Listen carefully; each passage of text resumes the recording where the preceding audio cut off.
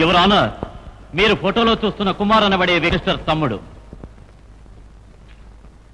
ఆ ఫోటోలో ఉన్న కుమార్ అనే వ్యక్తిని నా తండ్రి హత్య చేశారని యావజ్జీవ శిక్ష విధించింది కోర్టు. కానీ నా తండ్రి విజయప్రకాష్ కుమార్ని హత్య చేయలేదు. అతను రహస్యంగా జీవిస్తున్నాడనేది నిజం. దానికి ఆధారమే మీ చేతుల్లో ఉన్న ఫోటోలు. That's all your honour. Objection your honour. చనిపోయిన వ్యక్తి ఎలా ప్రాణాలతో వస్తాడు? అందుకు ఆ ఫోటో ఆధారం అంటే ఎలా నమ్మగలం?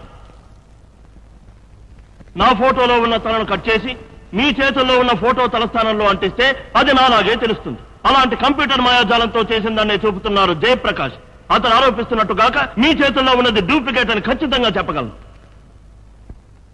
మిస్టర్ జయప్రకాష్, కుమార్ని ప్రత్యక్షంగా ప్రాణాలతో చూసిన సాక్షులు ఎవరైనా ఉన్నారా? Yes your honour.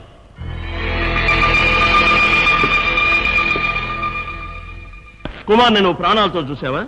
దేవుడు తోడుగా నేను కుమార్ని ప్రాణాలతో చూసా. Objection your honour. నీ పేరు ముత్యాలు. సంతలో చాపనమ్ముకుంటూ బ్రతుకుతూ ఉంటావు. అక్కడికి వచ్చే కుర్రాలను చూసి వెర్రెత్తిస్తుంటావు.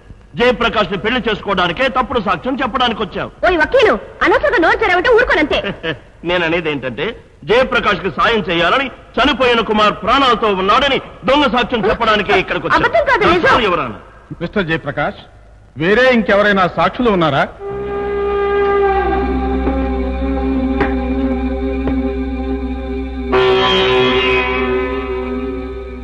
హోమ్ మినిస్టర్ తమ్ముడు కుమార్ని మీరు ప్రాణాలతో చూశారా? అవును, చూశాను. నా ఇంటికి వచ్చి హద్దు మీరు గొడవ చేసి వెళ్ళాడా కుమారు? మీరు జయప్రకాష్ గతంలో ప్రేమించారు. ఆ ప్రేమను దక్కించుకోలేకపోయారు. మీ ప్రేమను తిరిగి దక్కించుకోవాలనే స్వార్థంతో చనిపోయిన కుమార్ బ్రతికున్నాడని అబద్ధం సాక్ష్యం చెప్పడానికి వచ్చారు. నో, కుమార్ని భువన స్వయంగా చూసింది. సైలెన్స్. మిలాద్, జయప్రకాష్ చే ప్రవేశపెట్టబడిన సాక్షులందరూ అతనికి సహాయకులే అన్న విషయం. పుట్టిన వాళ్ళు చనిపోతారు, చనిపోయిన వాళ్ళు పుట్టగలరా? అసంభవం. చచ్చిన వాడు చచ్చినట్టే.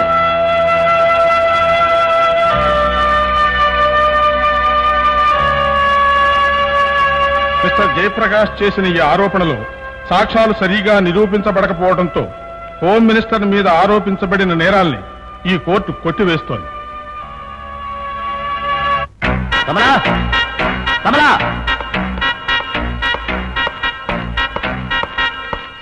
ఏమిటండి? పాడి కట్టేవాళ్ళని, చావు మేళం కొట్టేవాళ్ళని రేపు ఆ జమీందార్ బంగ్లాకు పంపించు. దేనికి? రేపు నీ కూతురు భువన చావబోతోంది. ఏమంటున్నారు? వచ్చే శుక్రవారం నాడు దాని పెదకర్మకు ఏర్పాటు చేయి. మంత్రిననే గౌరవం లేకుండా నన్ను జైలుకు పంపించడానికి కోర్టులో అందరి ముందు నాకు వ్యతిరేకంగా సాక్ష్యం చెప్పిందని కూతురు. అంచేత అన్ని ఏర్పాట్లు నువ్వే చెయ్యి.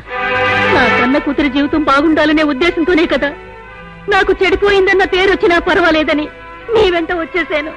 ఇప్పుడు ఇది తెలిసి తెలిసి ఏదో చేసిందని దాని జీవితం కూడా నాశనం చేస్తారా? నాశనం కాకూడదనుకుంటే రేపే నీ కూతుర్ని పెళ్లి కూతుర్ని చెయ్యి. రేపే పెళ్ళంటే అల్లుడెక్కడ దొరుకుతాడని దిగులుగా ఉందా? నా తమ్ముడు కుమారే పెళ్లి కొడుకు. తమ్ముడా? నోర్మయ్, చచ్చిపోయిన వాడెలా తిరిగి వచ్చాడు, ఇన్నాళ్ళు ఎక్కడున్నాడు, ఇలాంటివేం అడగద్దు.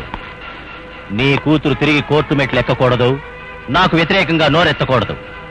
అందుకే ఈ ముందరికాళ్ల బంధం, నా తమ్ముడితో పెళ్లి సంబంధం.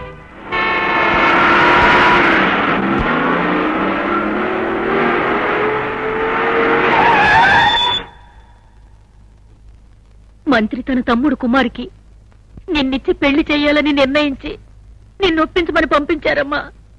నీ నిర్ణయం ఏం చెప్పొచ్చావు?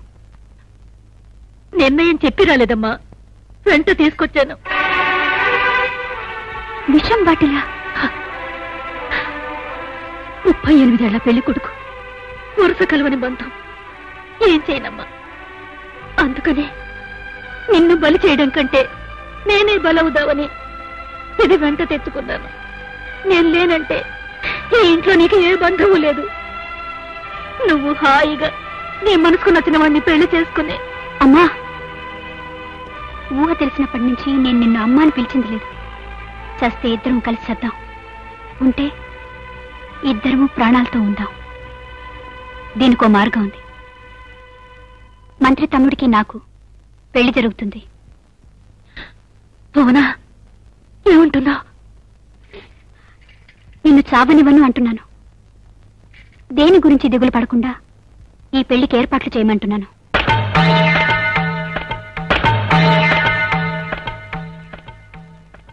Please subscribe to iDream. Please subscribe for more videos.